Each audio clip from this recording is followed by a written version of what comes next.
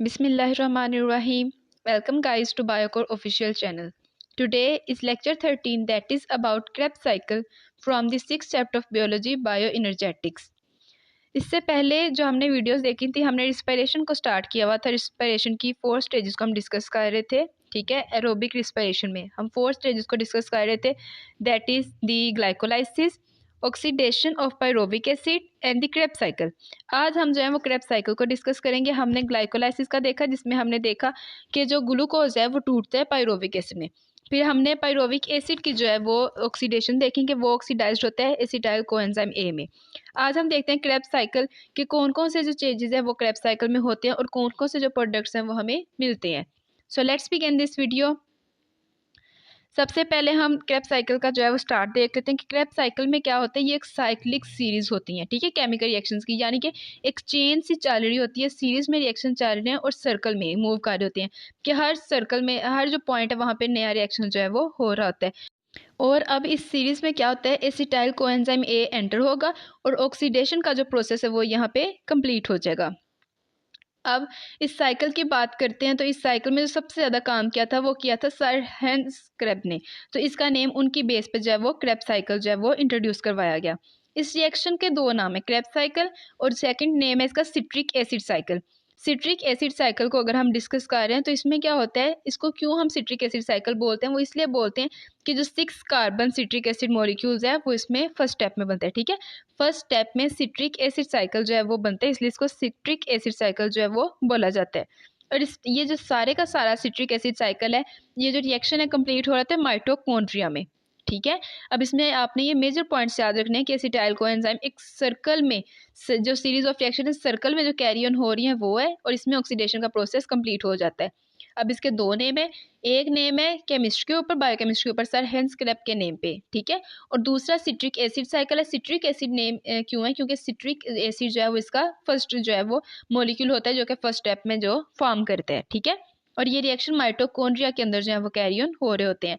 अब इसमें कौन कौन से रिएक्शंस है वो देख लेते हैं। सबसे पहले हम जो है वो इसकी डायग्राम देख लेते हैं ताकि आपके जो कॉन्सेप्ट्स हैं वो क्लियर हो जाएं। अब हम देखते हैं कि ये रिएक्शन स्टार्ट होता है स्टेज 1 से। ठीक है, यहाँ पे क्या हो रहा है, एसिटाइल कोएंजाइम ए, ये वही है जो कि पायरोबिक एसिड की ऑक्सीडेशन से बना था। ये एंटर होगा, सिट्रिक एसिड बनेगा। ठीक है, ये एंटर हो गया, ये 2C कार्बन है और यहाँ से आएगा ऑक्सैलिक एसिड। ठीक है, ऑक्सैलो एसिटिक एसिड। अब ये जो ऑक्सैलो एसिटिक एसिड है ये 4 कार्बन है और ये जब आपस में दोनों मिलेंगे तो ये 6 कार्बन कंपाउंड बनेगा सिट्रिक एसिड। ठीक है, इसीलिए इस रिएक्शन को सिट्रिक एसिड बोला जाता है क्योंकि जो सबसे पहले कंपाउंड बन रहा है वो सिट्रिक एसिड है और कोएंजाइम यहाँ पे टूट के अलग हो जाएगा और ये प्रोडक्ट हमारे पास बन जाएगा। अब अगर हम स्टेप 2 की बात करते हैं तो यहाँ पे क्या होता है, अब ये 6 कार्बन था तो ये चेंज हो रहा है 5 कार्बन कंपाउंड में, that is alpha ketoglutaric acid. ठीक है, अब यहाँ पे क्या हो रहा है, अब 6 से 5 में ये चेंज हो रहा है तो यहाँ से 1 जो कार्बन डाइऑक्साइड है वो रिलीज हो जाएगी। अब एक कार्बन रिड्यूस हो जाएगी, ठीक है, रिलीज हो जाएगी और रिलीज होगी CO2 की फॉर्म में। और साथ इसके अलावा जो है एनर्जी रिलीज होगी, NAD जो है वो रिड्यूस हो जाएगा NADH में और प्रोटॉन्स जो है वो रिलीज होंगे।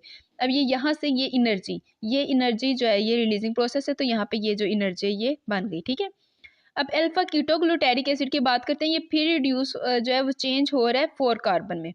अब यहाँ पे क्या हो रहा है, जो कार्बन डाइऑक्साइड है वो फिर रिलीज हो रही है, एक कार्बन फिर यहाँ से निकल गया और वो चेंज हो गया 4 कार्बन स्ट्रक्चर में।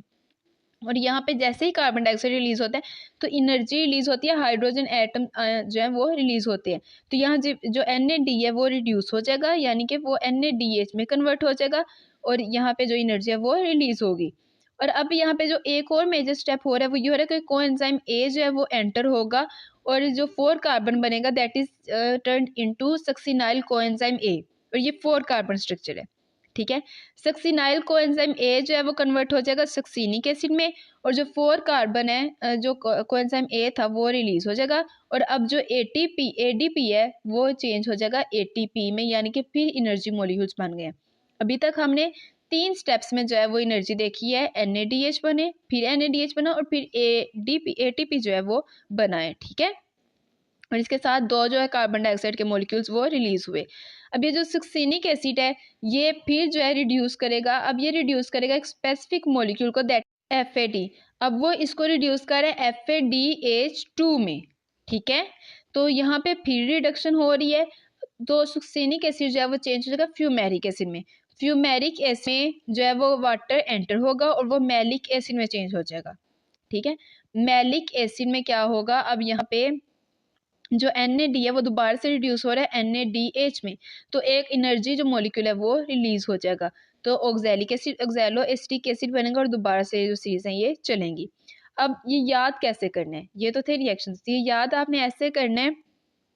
ऑफिसर, ठीक है, officer stands for oxalo acetic acid, officer can, ठीक है। अब यहाँ पे एक स्टेज आती है आइसो एस्ट्रिक एसिड, ठीक है, आइसोसिट्रिक एसिड, तो वो यहाँ पे नहीं है लेकिन वो आइसो उसमें आता है, ठीक है।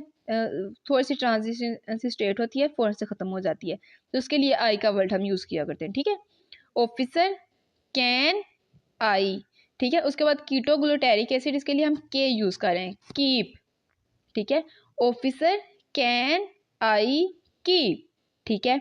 उसके बाद सक्सीनाइल जो है वो आ रहा है, जिस पे आपने कोएंजाइम आ रहा है, तो उस पर आपने करना है सेलिंग, ठीक है, सेल करना किसी चीज़ को। Officer can I keep selling, ठीक है। सक्सीनिक एसिड को आपने याद रखना है सी शेल्स के नेम पे, officer can I keep selling sea shells, ठीक है। फ्यूमेरिक एसिड फॉर और मैलिक एसिड मनी, सो आपने ऐसे याद रखना है इसको, officer can I keep selling sea shell for money, ठीक है। तो ये एक तरीका है, जब आप इसको ऐसे याद रखेंगे, न्यूमोनिक्स होंगे, इससे आप याद रख लेंगे, तो फिर आपको ये जो है इनकी फुल फॉर्म्स जो हैं वो याद हो जाएंगे, ठीक है। तो आपने ऐसे याद रखना है, officer can I keep selling sea shells for money, तो इस मेथड से आपने इसको याद रखना है। अब हम इनके स्टेप्स को डिटेल से देख लेते हैं कि कौन कौन सा जो स्टेप है कैसे हो रहा है। स्टेप 1, जैसे हमने अभी देखा था कि एसिटाइल कोएंजाइम जो है वो स्प्लिट होते हैं और वो दो ग्रुप्स में चेंज हो जाएगा, एक कोएंजाइम ए में और एक एसिड ग्रुप, एसिटाइल ग्रुप में। अब जो एसिटाइल ग्रुप है वो मिलेगा 4 कार्बन स्ट्रक्चर से, that is oxalo acetic acid, ठीक है। और जो कंपाउंड बनेगा वो बनेगा 6 carbon, that is citric acid, ठीक है। ये था हमारे पास स्टेप 1। स्टेप 2 में क्या होता है, जो सिट्रिक एसिड है वो ऑक्सीडेटिव डीकार्बोक्सिलेशन से रिलीज होती है, यानी कि ऑक्सीडेशन कार्बन का रिलीज होना, वहाँ से कार्बन डाइऑक्साइड रिलीज होगी। तो कार्बन डाइऑक्साइड में जब रिलीज होगी, इसके साथ जो है वो ये करेगा, चेंज कर देगा, ठीक है, ये खुद को ऑक्सीडाइज करेगा और हाइड्रोजन रिलीज कर देगा। अब जो हाइड्रोजन रिलीज होंगे वो जाके रिड्यूस करेंगे NAD पॉजिटिव को और उसको NADH में चेंज कर देंगे, और इस तरह अब कार्बन डाइऑक्साइड भी रिलीज हो गई, हाइड्रोजन भी रिलीज हुआ, तो एक 5 कार्बन स्ट्रक्चर बनता है, that is alpha keto glutaric acid, जिसको हमने के का जो है वो सिंबल जिसके लिए यूज किया था, कीप के लिए, ठीक है। अब यहाँ पे देखते हैं अल्फा कीटो ग्लूटेरिक एसिड के बाद जो है वो फर्दर ऑक्सीडेशन करेगा और डीकार्बोक्सिलेशन करेगा, यानी कि कार्बन डाइऑक्साइड भी रिलीज हो रही है और हाइड्रोजन भी रिलीज हो रहा है। अब जो कार्बन डाइऑक्साइड रिलीज हो जाएगी, ये 5 कार्बन था, तो उससे रिलीज होने से 4 कार्बन में जो है वो चेंज हो जाएगी, तो 4 कार्बन को हम बोलेंगे सक्सीनिक एसिड। सक्सीनिक एसिड क्या करते हैं, ये कोएंजाइम ए से मिल जाता है और सक्सीनाइल कोएंजाइम जो है ये बनता है, ठीक है। सक्सीनाइल कोएंजाइम की बात करें तो एक बहुत जो है वो हाई लिंकेज होती है और ये दोबारा से जो है वो स्प्लिट होता है कार्बन उसमें कोएंजाइम ए में और सक्सीनिक एसिड में, और जो एनर्जी रिलीज होती है वो ATP सिंथेसिस में यूज होती है। तो सक्सीनाइल कोएंजाइम ए फिर सक्सीनिक एसिड, तो ये आपने याद रखना, हमने बोला था ना सेलिंग सी शेल्स, तो ये 2 दफ़ा हमने SS बोला था, ठीक है। तो ये एक सक्सीनाइल कोएंजाइम ए और एक जो है वो सक्सीनिक एसिड है। फिर बात करते हैं सक्सीनिक एसिड की, वो ऑक्सीडाइज्ड हो रहा है फ्यूमेरिक एसिड में, ठीक है, फॉर मनी, ठीक है। तो अब यहाँ पे क्या होता है, उसके बाद जो है वो 2 हाइड्रोजन एटम्स रिमूव होते हैं और ये इतने ज़्यादा जो है ये एनर्जी नहीं होती कि ये NAD को जो है ये रिड्यूस कर सकें, उसके लिए एनर्जी इनके पास कम है। तो फिर ये क्या करते हैं, एक हमारे पास जो है एक और इलेक्ट्रॉनिक एक्सेप्टर है, दैट इज कोएंजाइम, ठीक है, फेल्विन एडेनिन डाइन्यूक्लियोटाइड, अब FAD, ठीक है। अब इनके पास इतनी एनर्जी है कि ये इसको रिड्यूस कर सकते हैं लेकिन NAD को रिड्यूस नहीं कर सकते, तो ये FAD को FADH2 में जो है वो कन्वर्ट कर देते हैं। अब सबको पता है कि मनी, ठीक है, M से कोई भी कंपाउंड बनेगा, तो M से हमारे पास मैलिक एसिड, तो फिर क्या किया जाता है, वाटर का मॉलिक्यूल ऐड होता है और फ्यूमेरिक एसिड को जो है वो मैलिक एसिड में चेंज कर दिया जाता है, ठीक है। मैलिक एसिड जो है वो फर्दर ऑक्सीडाइज होगा और ऑक्सैलो एसिटिक एसिड बनेगा, यानी कि हाइड्रोजन और जो इलेक्ट्रॉन है वो रिलीज होंगे और NAD को चेंज कर देंगे NADH में, और इस तरह ये साइकिल कंप्लीट होगा और ऑक्सैलो एसिड जो है वो खुद को रेडी कर लेगा कि नेक्स्ट जो है दोबारा वो एसिटाइल को एंजाइम से रिएक्ट जो है वो करे और ये सीरीज जो है ये दोबारा से चलें और ये रिएक्शन इनिशिएट हो। ठीक है, तो आपने ये न्यूमोनिक्स याद रखनी है। Officer, can I keep selling sea shells for money. ठीक है, फिर आपको ये याद हो जाएगा। अब आपने ये एक बहुत इंपॉर्टेंट इन्फॉर्मेशन याद रखनी है। अभी तक हमने ऑक्सीजन को नहीं देखा कि ऑक्सीजन एंटर हुई। ठीक है, तो ऑक्सीजन के एंटर होने से पहले ही कार्बन डाइऑक्साइड रिलीज होना शुरू हो जाती है। तो ऐसा ये कहना जो है वो ठीक नहीं होगा कि रिस्पिरेशन जो है वो उस जो ऑक्सीजन होती है उसको कार्बन डाइऑक्साइड में कन्वर्ट करते हैं। तो ये बात बिल्कुल गलत है, क्योंकि ऑक्सीजन तो अभी एंटर हुई नहीं है रिएक्शन में। ठीक है, लेकिन हमने देखा कि कार्बन डाइऑक्साइड के मॉलिक्यूल्स रिलीज हो रहे हैं। तो ये कहना जो है इस बजाय इसके कि ये कहना कि जो ऑक्सीजन है वही कार्बन डाइऑक्साइड में कन्वर्ट हो जाती है, ये ठीक नहीं है। बल्कि ये कहना ठीक रहेगा कि रिस्पिरेशन जो है वो ग्लूकोज को टर्न कर देती है कार्बन डाइऑक्साइड ऑक्सीजन को एंड ठीक है ऑक्सीजन इनटू वाटर।